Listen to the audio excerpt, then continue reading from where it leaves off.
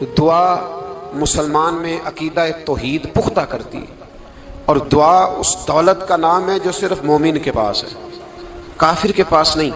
نبی پاک علیہ السلام نے فرمایا الدعاء صلاح المومن، دعا مومن کا ہتھیار ہے، کافر کے پاس یہ ہتھیار نہیں ہے۔ مومن جب اپنے مالک کے حضور دعا مانگتا ہے نا، دنیا میں آپ کسی سے زیادہ مانگے تو وہ ناراض ہو جاتا ہے، وہ کہتا ہے بھائی تو نے تو کام بنا لیا ہے، کل بھی دیا تھا، پرسوں بھی دیا تھا، روز روز تجھے کون دے؟ میرے نبی پاک علیہ السلام نے فرمایا جو اپنے رب سے زیادہ مانگتا ہے رب اس سے زیادہ راضی ہوتا ہے، زیادہ راضی ہوتا ہے۔ اب دعا مخصوص اوقات نہیں دعا کے، فرمایا اذا دعان، جب بھی دعا مانگو گے تمہارا رب تمہاری دعا کو، جب بھی دعا، تو دعا کرتے رہنا چاہیے، ہر وقت دعا میں بندہ شامل رہے، اللہ کے ذکر میں شامل۔ یہ جو قرآن مجید نے کہا نا یا ایھا الذین آمنوا اذکروا اللہ ذکرا کثیرا، اے ایمان والو اپنے رب کا ذکر کثرت سے کرو، وسبحوہ بکرۃ واصیلا، اور صبح و شام اسی کی پاکی بیان کرو۔ تو اس سے مراد یہ نہیں ہے کہ تسبیح لے کے سارا دن مسجد میں بیٹھے رہو اور کام کوئی نہ کرو، بلکہ اس کا مطلب یہ ہے کہ روٹی شروع کرو تو اللہ کے نام سے، اختتام کرو تو اللہ کے نام، سو جاؤ تو رب کا نام لے کے، سویرے اٹھو تو اللہ کا نام لے کے، جب تمہیں کوئی چیز اچھی لگے تو ماشاءاللہ کہو، جب کوئی مصیبت آئے تو کہو انا للہ و انا الیہ راجعون۔ تو سارا دن اللہ کا ذکر جاری رہے گا۔ نبی پاک صلی اللہ علیہ وسلم نے مسلمان کو ایک دوسرے سے ملنے کا طریقہ بتایا۔ مصیبت آئے تو کیا کہنا ہے؟ صرف فوت پہ نہیں کہنا، اس کی وضاحت کر دو۔ کوئی بھی الذین اذا اصابتہم مصیبہ، جب بھی کوئی مصیبت آئے، اللہ کے بندے کہتے ہیں ہم اللہ کی طرف سے آئے ہیں اور اللہ کی طرف ہی ہم نے لوٹ جانا۔ تو میرے عزیز ہر وقت اللہ کا ذکر جاری رہے گا، ہر وقت زبان پہ رب کریم کا۔ دیکھیں نا نبی پاک علیہ السلام نے ہمیں ملاقات کا طریقہ بتایا۔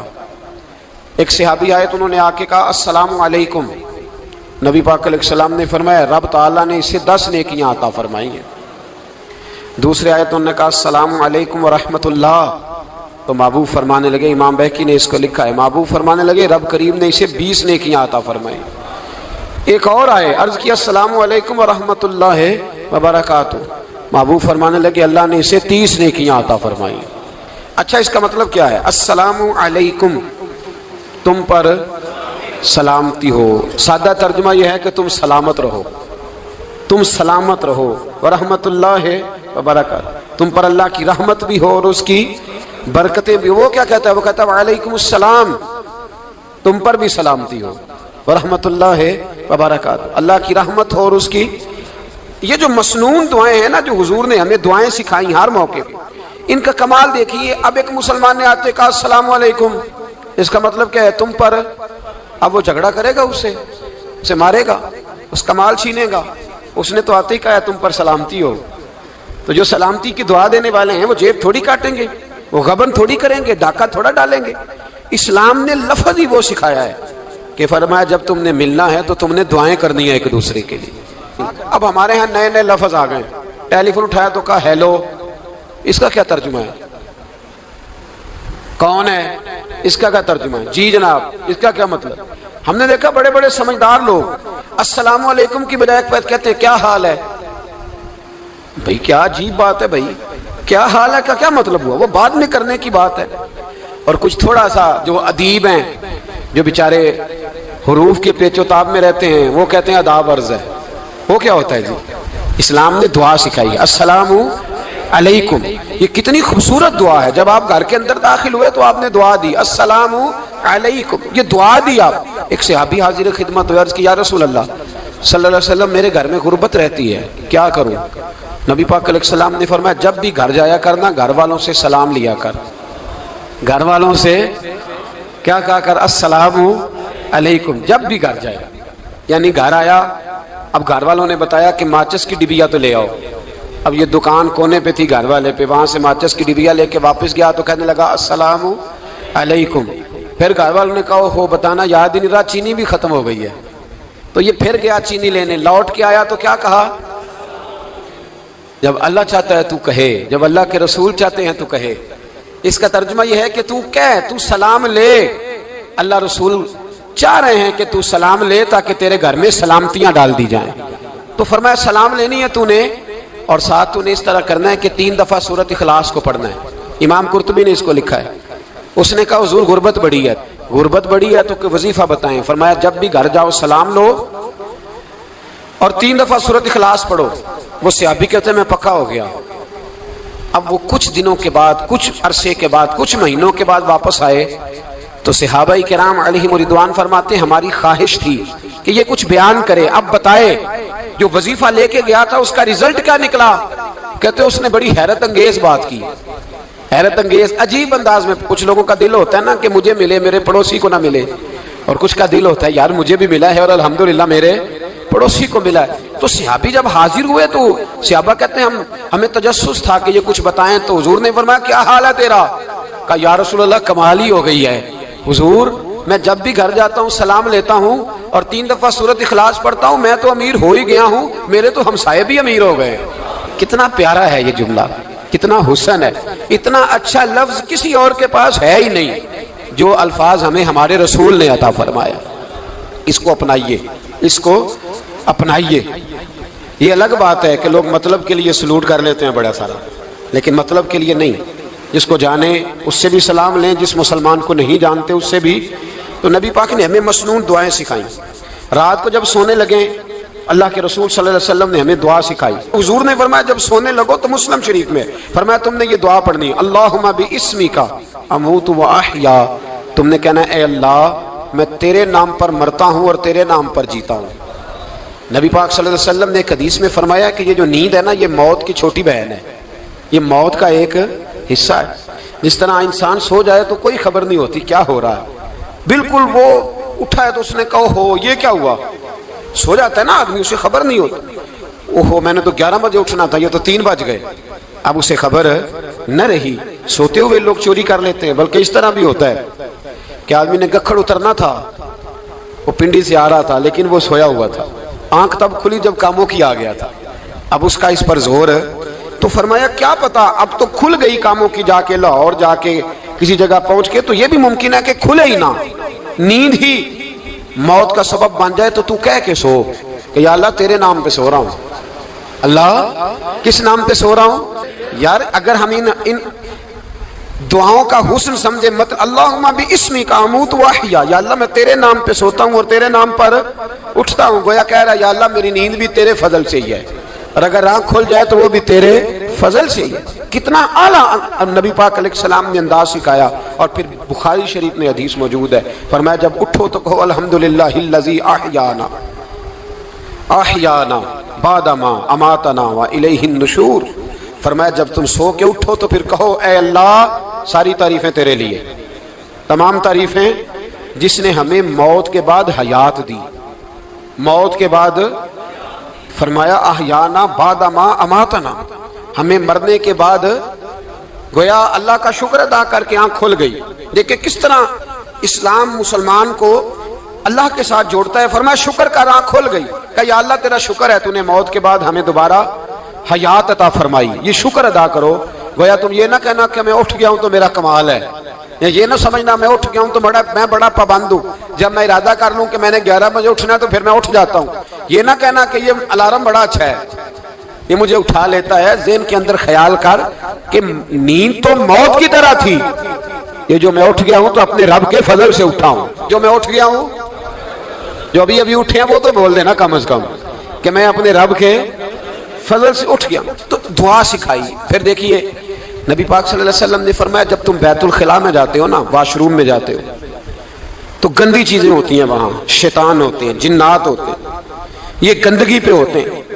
جب تم واش روم جاؤ، بیت الخلاء جائے تب بھی دعا مانگو. کیا دعا مانگو؟ وہ دعا بھی نبی پاک صلی اللہ علیہ وسلم نے ہمیں تعلیم فرمائی اور بخاری میں ہے. کہا پڑھا کرو اللہم انی اعوذ بک من الخبث والخبائث.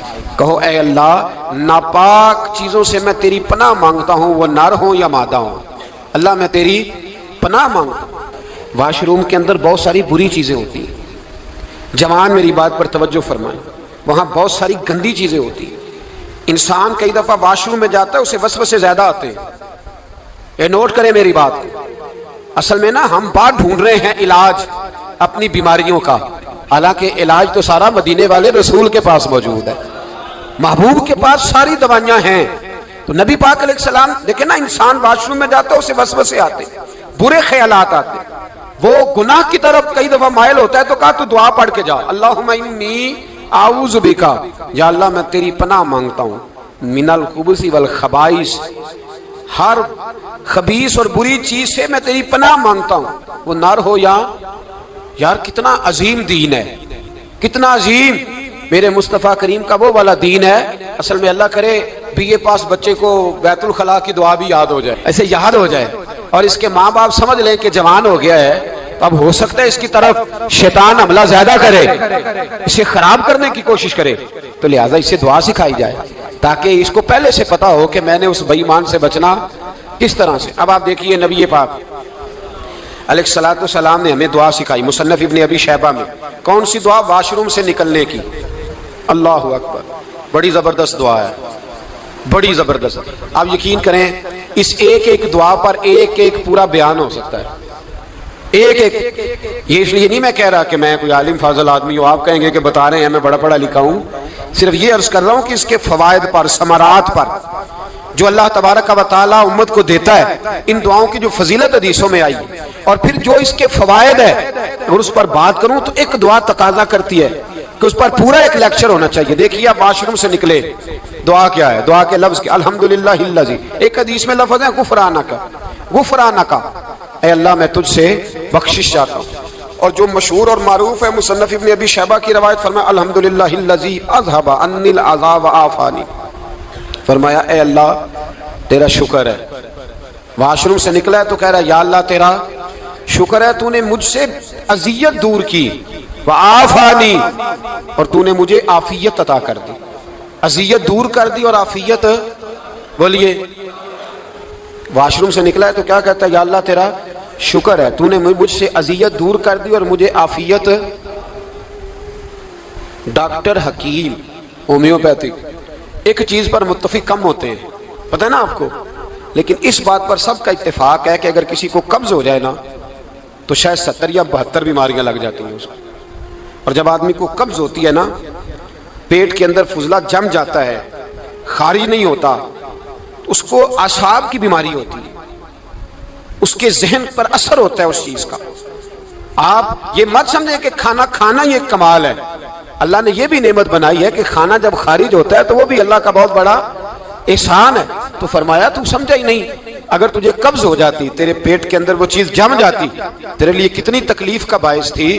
ان لوگوں سے پوچھئے جو اس کے بیمار ہیں، اس کے مریض ہیں، وہ کتنی تکلیف میں رہتے ہیں، سر میں درد ہوتا ہے، سر چکراتے ہیں۔ ایک بہت بڑا روڈ ایکسیڈنٹ ہوا تو ڈرائیور سے لوگوں نے پوچھا کہ مسئلہ کیا ہے، تو کہنے لگا میں قبض کا مریض ہوں، تو میں کھانا کھا لیتا ہوں تو میرے ذہن پر وہ اس قدر زیادہ گیس کا غلبہ ہوتا ہے کہ میں سخت تکلیف میں ہوں۔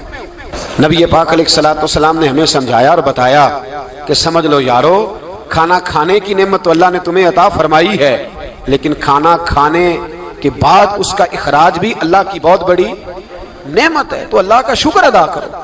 پھر جب آپ گھر سے نکلیں گے تو بھی اس کی دعا ارشاد فرمائی، بسم اللہ توکلت علی اللہ، اللہ کے نام سے گھر سے نکلتا ہوں اور میں نے بھروسہ بھی اللہ کے نام پہ کیا۔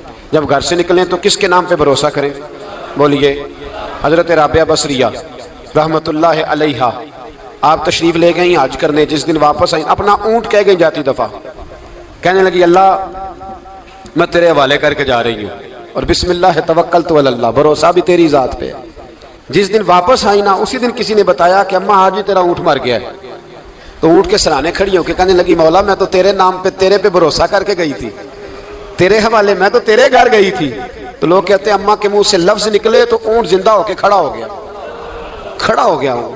تو اماں کہنے لگی نہیں تمہیں غلطی لگی ہے، مرا ہی نہیں تھا، پہلے سے ہی موجود تھا، وہ اپنی کرامت بھی نہیں ظاہر ہونے دی۔ تو بھائی گھر سے نکلیں تو کس لفظ پر کہ یا اللہ میں تیرے بھروسے پہ نکل رہا ہوں میں، اس کے دو فائدے ہوں گے، ایک تو آپ اللہ کی امان میں جا رہے ہیں، اللہ کی امان میں آ رہے ہیں، اور دوسرا جس گھر کو آپ چھوڑ کے جا رہے ہیں اسے بھی اللہ کی امان میں دے کے جا رہے ہیں۔ تو کتنا لذت والی دعا ہے جو نبی کریم علیہ السلام نے ہمیں سکھائی۔ اب ذرا حدیث سنیں خوش ہو کے، دیکھیں حضور نے دعا سکھائی، فرمایا جب دیکھ لو نا کسی کو ہنستا ہوا، کیا کرتا ہوا؟ ماشاءاللہ آپ تو ہنسنے لگے۔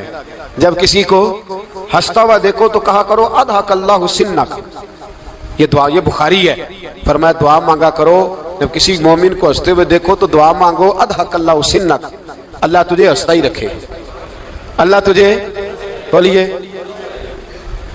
جل نہ جایا کرو کہ میں پریشان ہوں تو یہ ہنس کیوں رہا ہے، جھلا نہ کرو بلکہ کیا کرو اللہ تجھے ہنستا رکھے، اللہ تجھے۔ نبی پاک صلی اللہ تعالی علیہ وآلہ وسلم نے فرمایا، ترمذی میں حضرت اسامہ بن زید رضی اللہ تعالیٰ عنہ سے حدیث مروی ہے، حضور نے فرمایا جس نے کسی کے ساتھ احسان کیا اور جس پر احسان کیا اگر اس نے یہ دعا پڑھ دی نا جزاک اللہ خیرا، تو فرمایا اس نے اللہ کی بھی پوری حمد کر دی اور محسن کا صحیح شکریہ بھی ادا کر دیا۔ کیا کہنا ہے؟ جزاک اللہ، اللہ تجھے بہترین جزا عطا کرے۔ اس کا ترجمہ کیا ہے؟ اللہ تجھے بہترین، کیونکہ حضور فرماتے ہیں من لم یشکر الناس ولم یشکر اللہ، جس نے بندوں کا شکریہ ادا نہیں کیا اس نے اللہ کا بھی شکریہ ادا نہیں کرنا۔ تو کیا کہنا چاہیے؟ جزاک اللہ خیرا۔ اور اگر اماں کہتی ہو بچوں کو انگریزی سکھانی ہے تو کیا کہنا ہے پھر؟ شکریہ ادا کرنے میں کیا کہنا ہے؟ Thanks, thank you. وہ خدا کے اس کا ثواب کتنا ہے؟ بولے انگریزی ایک زبان ہے، اس کو زبان ہی رہنے دیں گے۔